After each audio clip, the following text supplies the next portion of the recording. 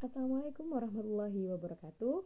Saya Nur Rabiatul Adawiyah Asyafira dari program Studi Manajemen Pendidikan Islam, Fakultas Tarbiyah dan Keguruan, UIN Senan Ampel, Surabaya. NIM 060203200046.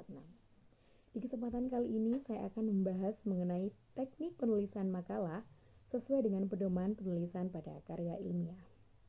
Makalah sendiri merupakan karya tulis yang memuat mengenai pemikiran tentang permasalahan yang ditulis secara sistematis dan runtut, disertai dengan analisis yang logis dan objektif.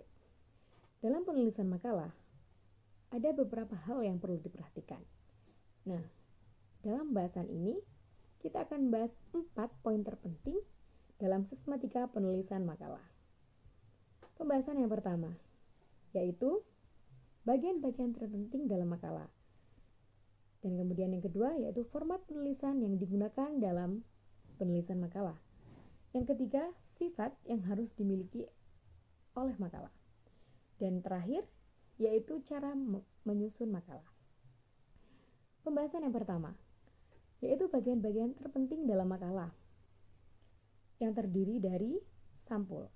Sampul terdiri dari judul makalah, lambang atau logo institusi, nama dan NIM mahasiswa, nama dosen pengampu, nama institusi, serta tahun pembuatan makalah tersebut.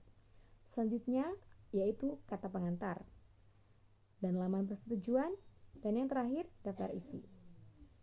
Dan bagian selanjutnya yang terpenting adalah bab 1 yang memuat mengenai latar belakang, rumusan masalah yang akan dibahas dalam makalah, serta tujuan pembuatan makalah tersebut. Dan selanjutnya ada bab 2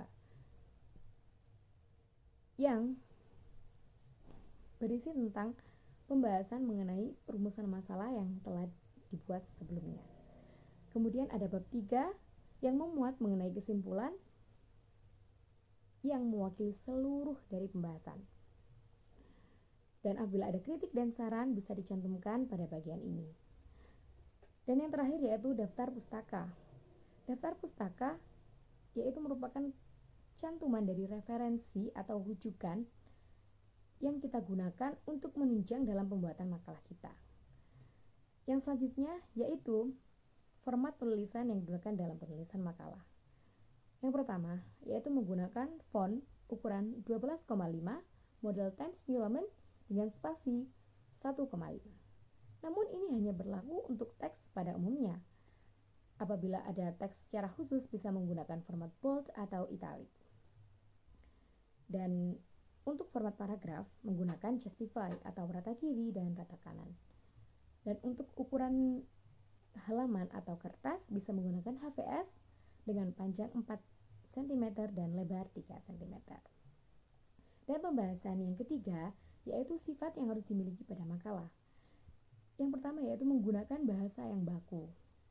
Dan yang selanjutnya bersifat objektif atau berdasarkan fakta yang ada, bukan berdasarkan penilaian pribadi dari penulis. Dan yang kedua yaitu bersifat kohesi atau adanya keterkaitan dalam pembahasan. Kemudian yang ketiga bahasa tidak ambigu dan tidak emotif. Dan selanjutnya yaitu reproduktif atau dapat diterima oleh pembaca sesuai dengan apa yang disampaikan oleh penulis. Dan yang terakhir yang menggunakan bahasa singkat namun jelas dan tidak berbelit-belit. Dan pembahasan yang terakhir yaitu cara menyusun makalah. Yang pertama yaitu kita menentukan tema atau topik apa yang akan kita bahas dalam makalah. Selanjutnya dari sini kita bisa menyusun atau mulai menyusun judul. Namun judul bisa saja berubah saat akhir nanti karena tentunya judul itu menyesuaikan dengan pembahasan agar mewakili atau dan dapat menggambarkan dari keseluruhan pembahasan tersebut. Dan selanjutnya yaitu menentukan rumusan masalah. Apa saja yang akan dibahas di dalam makalah tersebut. Dan kemudian menyusun hipotesis awal. Dan selanjutnya menentukan metode apa yang akan digunakan untuk menguji hipotesis tersebut, hipotesis awal tersebut. Yang kemudian dilakukan pengumpulan data, baik itu secara kuesioner atau angket ataupun uji coba secara langsung.